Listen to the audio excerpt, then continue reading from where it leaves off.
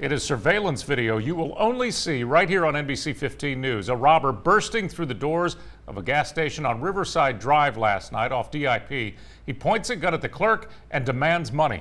Another clerk fights back, firing a shot at the robber, but police say he missed and accidentally shot 15-year-old Savannah Burke.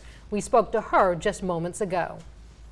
We were actually going to get help, and as we were driving down, I think, Gills, there was an ambulance already there for somebody else, so we stopped them, and they actually got out of the car saying my sister was shot. NBC 15's Christian Jennings joins us now. Christian, the clerk wasn't the only one who fired a shot last night. That's right, Greg. Mobile police say another man who was driving away from the scene also fired a shot at the suspect as he was running away, but the would-be Samaritan missed too, and that bullet ended up inside a family's home nearby.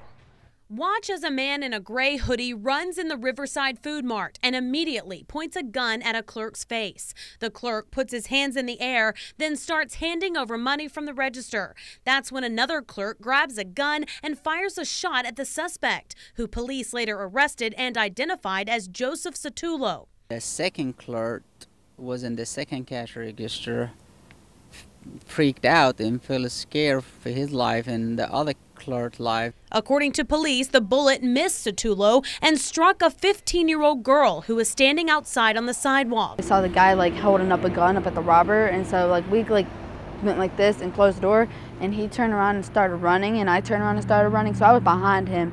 And when I turned around, all I know is I got back maybe one or two steps, and I felt it go off, and it hit me, but the adrenaline was rushing.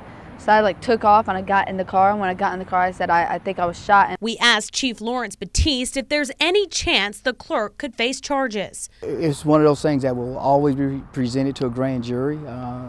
In this particular situation, we'll present it to the grand jury because ultimately they'll be responsible for prosecution, so we won't make that decision. We'll give them the facts. And as Satullo was running out of the store, police say a man driving away from the scene took matters into his own hands, grabbed a gun, and also fired a shot at the suspect. Only that bullet ended up inside the living room of a home nearby. And I noticed my door had shattered, so I opened it up, my screen door was shattered.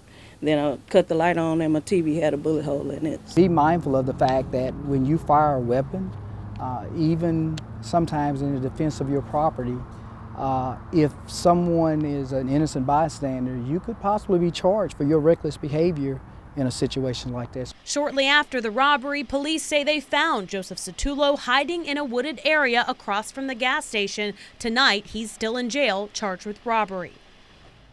Police say they don't know who the man is that fired at the suspect from his car. Investigators are still trying to figure out whether the robber actually fired any shots. Kim?